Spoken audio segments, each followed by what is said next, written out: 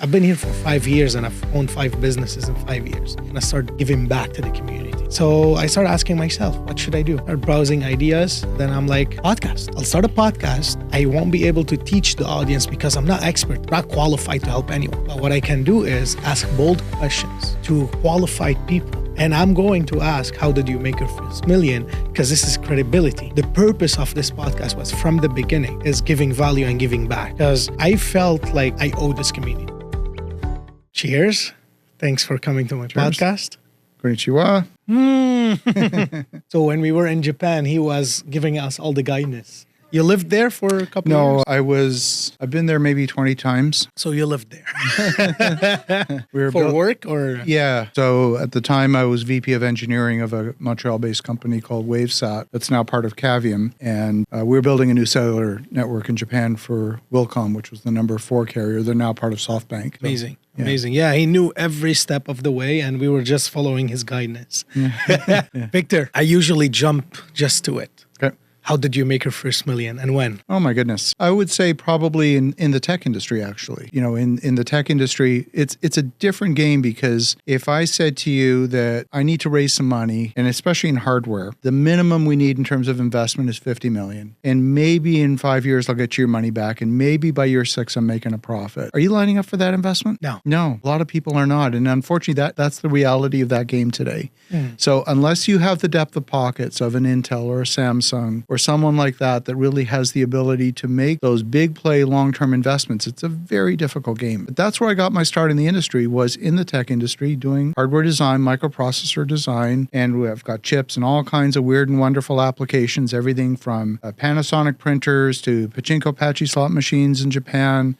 I even have a chip in the Patriot missile. Seatback displays, you know, the seatback displays on Air Canada, that's my processor chip in there. All kinds of weird and wonderful applications. How long ago was that? I left the tech industry in 2009. Wow, and 2009. Yep, I had just been traveling back and forth to Tokyo every couple of weeks for close to 2 years. And if you might remember, there was something going on in real estate in the United States around that time. That's right, 2008. Exactly. And so it was really an opportunity to do something a little bit different, take a hard left turn in my career, because in the tech industry, it was just too difficult, you know, to really say, all right, I'm going to win the lottery. That's really what you're saying, you know. In the hardware industry, you're hoping to win the lottery. That's it. And if you don't, then I don't understand anymore, you know? So in real estate, though, a lot of wealth can be built in real estate. And it was just easier. You know, it was predictable. You weren't waiting to develop a new market. You were really just looking to replicate a proven formula. And that's all real estate is building a product for a specific customer, repeating a proven formula. Have you been using the same formula since you started? No, because market conditions change. Right. And so what might make sense in one locale, see, real estate's hyper-local. It doesn't mean you have to invest within 10 minutes drive of your house. But if you're doing something, let's say in North Philly, then there's only a certain series of products that work in North Philly. If you're developing something in downtown Toronto, that's going to be something different. You're doing something, let's say in Westboro, in Ottawa, as we are, that's a different product yet again. So it's really designing the product for that specific customer in that location at the right price point and so on. And for me, this is straightforward because when I was in the tech industry, I was doing product design. For me, this is product design. It's the same. It's just a different vehicle. What are the last 2 projects that you're working on right now? We're working on several. So we're doing multifamily new construction apartments. We are developing storage. All Ottawa? No, we're mostly U.S. Although we have some going on here in the Ottawa and in the surrounding area, both for ourselves and some that we're doing for a few clients. So if I put together just what we're doing here in Ottawa, it comes to about 420 units of new construction. So it's, you know, even for a small minority, it's still significant. And on the U.S. side, we do a lot of land development. We have several thousand acres of land that we're developing. Smallest project is maybe 21 acres. The largest project is over 1,700 acres. How much of your money do you use in your project? Real estate is a game where very quickly you run out of your own cash because it's just the way it is. You run out of your own cash. Every real estate investor I know, they're dry. They want services from me. They want to be cheap because, you know, there's no cash. I understand. No, it's not that. It's that these are big projects. They take a lot of investment. And we often will build these projects. In fact, sometimes we'll fund them 100% out of equity. You know, we talk about what happens when interest rates go up. And can you build something that's tolerant of higher interest rates? Yeah, well, one way to do that is not to borrow money. It's just to fund the whole thing cash. But that means raising a lot of capital. In order for that to work, the project has to be pretty compelling. So, for example, our Colorado Springs project, which is over 1,700 acres, that was just the acquisition of the land alone was $20 million. We funded that all cash, but we raised the money with investors. OPM. Yep, absolutely. Always. I'm gonna shift to a different topic and ask you this question because I've been asked this question before and it was hard for me to give the answer. How did you find your values? We all have talents. When did you learn that I'm Victor and I'm talented at blank? I would say it was as a teenager. In fact, it was very clear because as a teenager, I knew what I wanted to do. I knew that I was ambitious and wanted to do things that were really at the forefront of the industry. It didn't matter what the industry was. And that was instilled in me very early on, actually, even as a young child. My grandfather was an inventor. He had 60-some patents.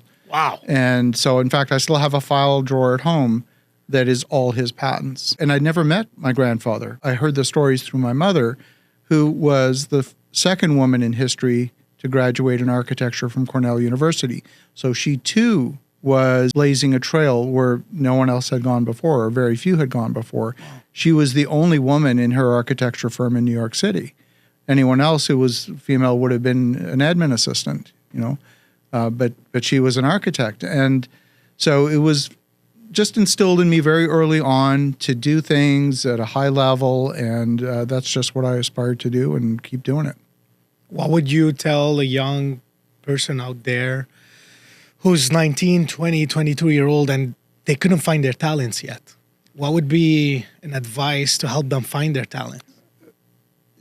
So often when we talk about what it is that you want to do, people tend to focus on skills. They tend to focus on the mechanics of the job.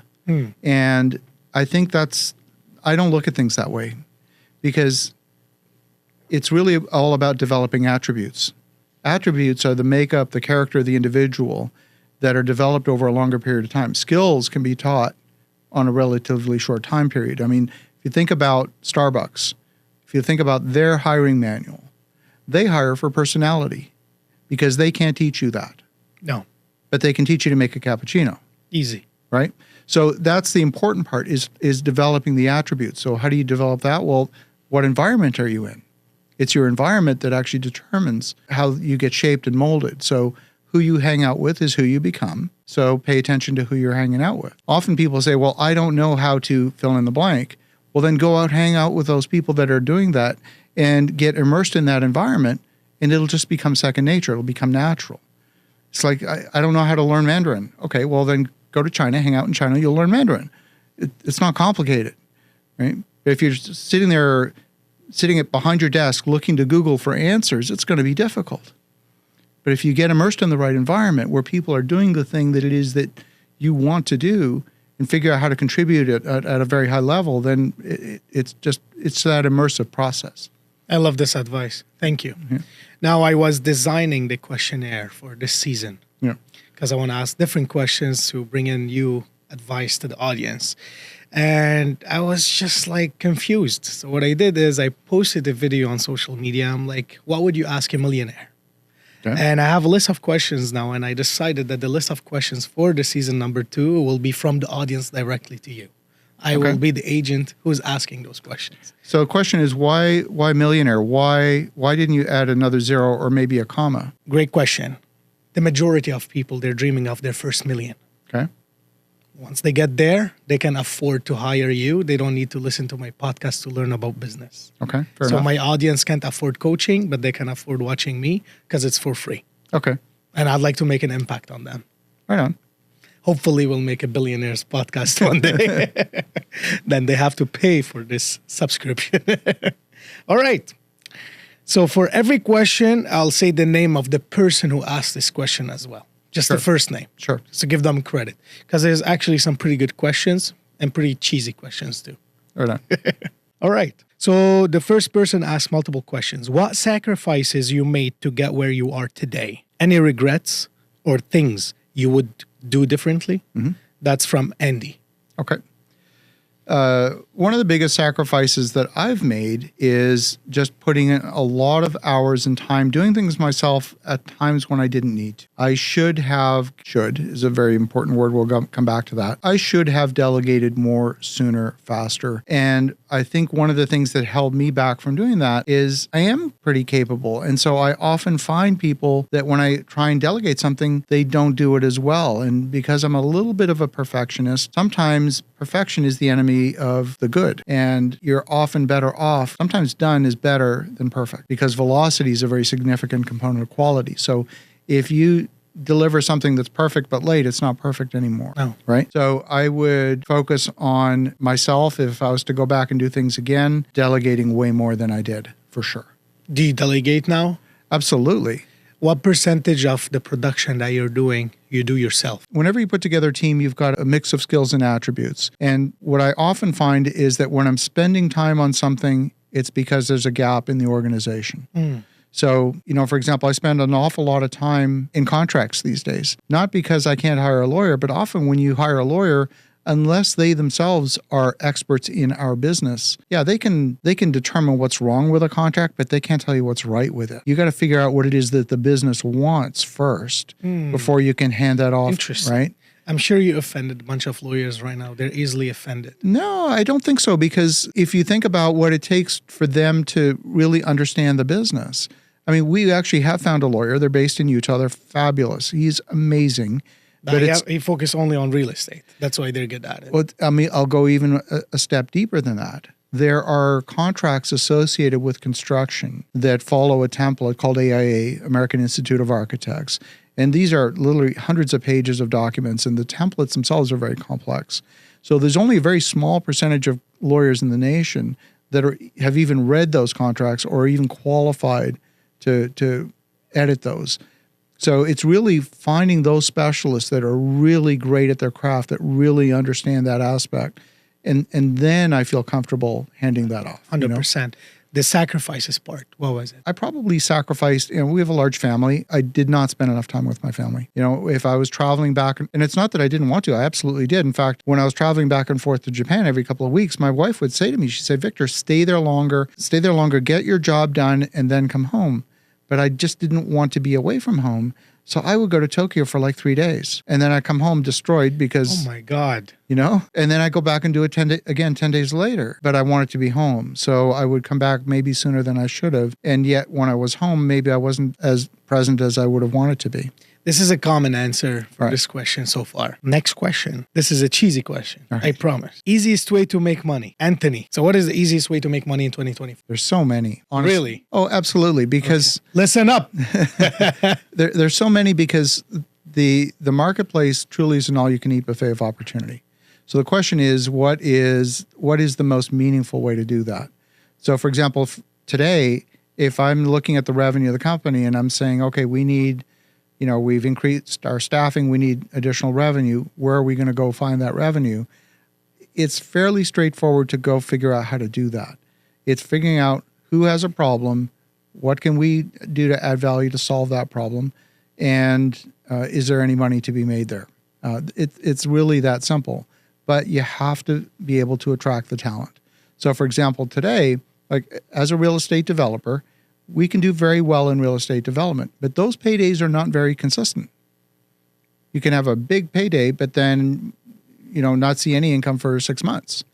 And if you're worried about meeting payroll with your staff in 2 weeks' time, that may or may not work out. So what can we do to add consistency, add sustainability to the business? So a couple of years ago, we opened a consulting division, and we now do some work for third parties where if a client, let's say, has a piece of land and they don't know exactly what to do with it, they think it's got some value, they could go hire a consultant that is, let's say, an expert at planning, and they can tell them how to get through the zoning process. That consultant can't tell them if it makes economic sense. We can, because we're developers. So we can take on a project the same as if it was one of our own projects and view it through the same lens as if it was an in-house project.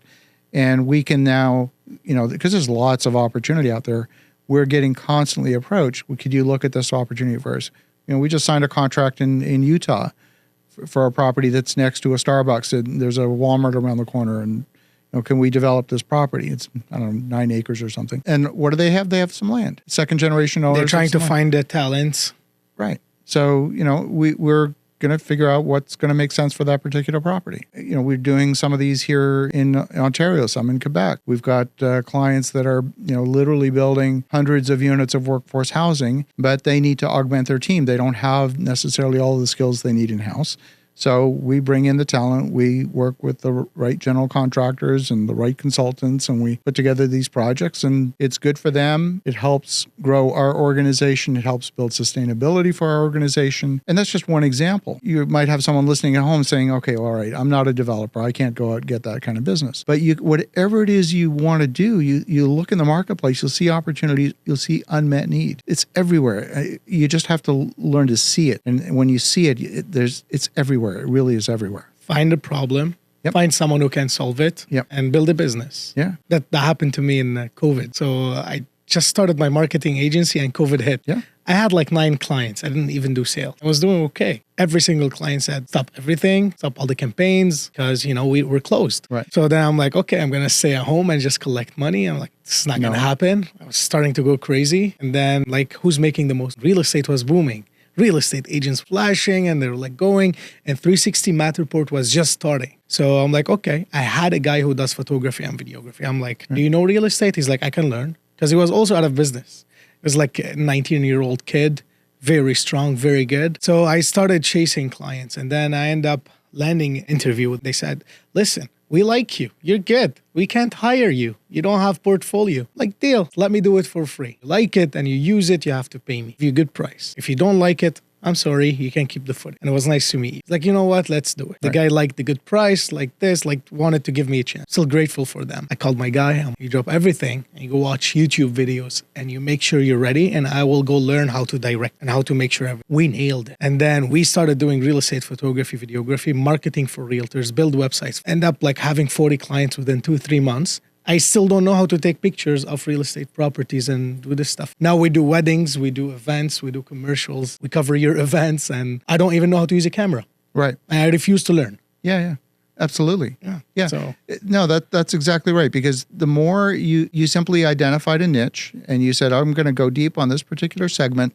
And if I know what this particular customer wants, chances are there's another 8 or 10 or 50 that are just like that have very similar needs. And then you develop a product offering, which is very distinct from saying a service, but an actual product offering that's packaged for that specific client. Yeah, one mistake I didn't narrow my focus. Right. Whatever there's money, I would drop everything and go on to grab it because I was chasing the money.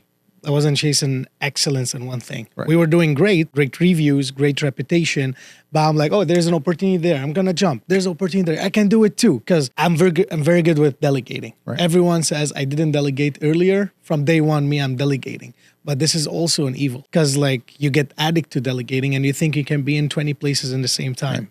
So yeah, I wish I narrowed my focus earlier. I didn't, but now it's better. I love this answer. All right, moving on. What was the hardest thing about making your first million? King T. What was the hardest thing about it? Did it take too long? I don't know. I never really focused on the money. So I don't even know, quite honestly, when I crossed that threshold. I couldn't tell you because I never really focused on that. I simply focused on doing really good work. And I figured that the money would follow eventually. And it did. Pretty much have the same philosophy today. But now that, we have a larger organization, we have staff and payroll and all of that, I have to keep one eye on the payroll. I have to make sure that I can meet payroll every 2 weeks. And that's a different mindset as opposed to saying, okay, this month I'll dip into savings. That, if you're managing your own money, you tend to treat it a little bit differently than if you're responsible for other people. That's right. Next question. What is a daily habit that was easy to change that helped you be more successful? That's from Amber. I think she's a real estate agent. One of the things I think perhaps one of the best examples I can give is the podcast. So I host the Real Estate Espresso podcast, daily show 7 days a week. Now, when I was first thinking, I'd been a guest on a number of podcasts and I was thinking of launching my own podcast. And I'd been as a guest on John Lee Dumas' podcast, Entrepreneurs on Fire, huge show. And that was a daily show 7 days a week. And so that said to me, okay, it's possible. Then the next question was, what is my goal in designing this show? And first I thought of an aspirational goal. Like maybe if I could get 100,000 downloads, wouldn't that be cool? And I'm glad I did not set that up as the goal, because two things would have happened. I would have reached 100,000 downloads and quit, or I would not have reached 100,000 downloads, got discouraged and quit. Instead, I set the goal of producing one piece of quality content every day, which is a very different goal. That's a life hack. Right. That's a life. Everyone sets goals, but people like quit in the middle of the way and they ask themselves why. Maybe they're setting the goals, not the right goals. Yeah. So by setting a goal that producing one piece of quality content every day, we're now in the millions of downloads and just under 2,300 episodes. And been doing this now. We're into season 7 of the show. So the show's doing extremely well and developed really an industry-wide reputation. I don't even go hunt for guests anymore. I don't have to. We're constantly being approached, guests to be on the show. Great. Right? And what value this show add here, other than port? So let's talk about the purpose of doing anything like that. So in any business, there is a certain percentage of investment in the business that should be focused on marketing. So what is marketing? Marketing is the process of generating interest. Sales is the process of generating revenue. Marketing is the process of generating interest. So now there's different forms of marketing. Some people think, okay, I'm just going to go spend money with Google. That's not marketing. That's advertising. That's different. Marketing, and there's different forms of marketing. There's what I call interruption marketing, and you know those folks. They're the ones that just simply try and grab your attention. For the most part, in today's environment, interruption marketing has a very low percentage of success. So then people say, well, your conversion rate's going to be 1%, so just you need thousands. Okay, well, still, something that's only 1% successful in my books is not that successful. I would rather figure out what are the forms of marketing that actually work in today's environment. You see people, a lot of Instagram folks out there doing what's buzz marketing. Oh, look at me, and just trying to generate some excitement. That works to a point, but at a certain point, it becomes this kind of narcissistic, Kim Kardashian, look at me sort of thing. I don't think that works either. What I think does work in today's environment is educational marketing. And that is that people are willing to be educated. Now, not everybody wants to learn everything about, all the time. But for the topic that you're focused on, for that one thing, there will be a set of folks that are really interested in that. Seth Godin is a marketing expert, and he talks about just niching down and being more and more specialized. There's a podcast on fishing, then there's a podcast on fly fishing, and then there's a podcast on fly fishing with people that have left-handed bamboo fishing rods. It's just niching down more and more and more so that you get those folks that are truly going to be the raving fans for that one special niche. And that's what we do. So the purpose of the podcast is very simple. It's to educate. We don't pitch anything. We're not here to sell anything. The show is not sponsored, none of that. It's simply to provide quality education and to respect the listener's time. I love that. Next question. I think we have 3 questions from one person. How do you manage your work-life balance? Do you doubt yourself? And how do you deal with it if you ever have this doubt? So we often hear about this work-life balance. And you often hear people talk about working from home. The flip side is you could live at work because there's no line, there's no boundary there. You can blur that line as much as you want. And often people do. We've seen it not just for me personally, but socially, we've seen lots of people do that. Now, you could view that as a conflict. Now, today, I feel like I'm spending more time at work than I would like to be. I feel out of balance. But that's because we have some gaps in our organization and we need to fill some of those gaps so I can delegate more of some of the things that I'm doing. You can talk about work-life balance, or you can talk about integrating your life. And those are different. I'm not just trying to be clever with words, but sometimes if you have work that needs to get done and it's on a deadline, maybe I don't have to do it right now. Maybe I'll ask my wife, I need a couple of hours to get this done. Tell me when I should take those couple of hours. That's integrating your work with your life. What if she says you can't? Well, then you have a different discussion, but... Okay. Right? It's a couple of hundreds, shut up. But that's the reality. So when you make commitments to clients, you make commitments to investors and so on, at the end of the day, if you have a desire to meet those commitments, then sometimes you get overextended. It's just what happens. So you have to figure that out. Just communicate and try to keep everyone happy. Yeah. But there's no balance. But I don't think there's a balance. I mean, even when you're walking, you're always out of balance. Maybe on your right foot, now you're on your left foot. You're always out of balance. You're always trying to restore balance. All right. So that was the question of work-life balance. But do you doubt yourself? No, I don't. In fact, it's one of those things that really got ingrained in me. Now, do I sometimes worry? Do I sometimes experience anxiety? Absolutely. People often ask me, do you experience stress? Well, yeah, absolutely. So what is stress? This is my definition. It's not a dictionary definition, but to me, stress happens when there's a gap between expectation and reality. If there's no gap, there can be no stress. It's in that gap between expectation and reality that stress lives. So now the question is, are you going to allow that stress to persist? Okay, maybe. Or you've only got two variables. You've got expectation, you've got reality.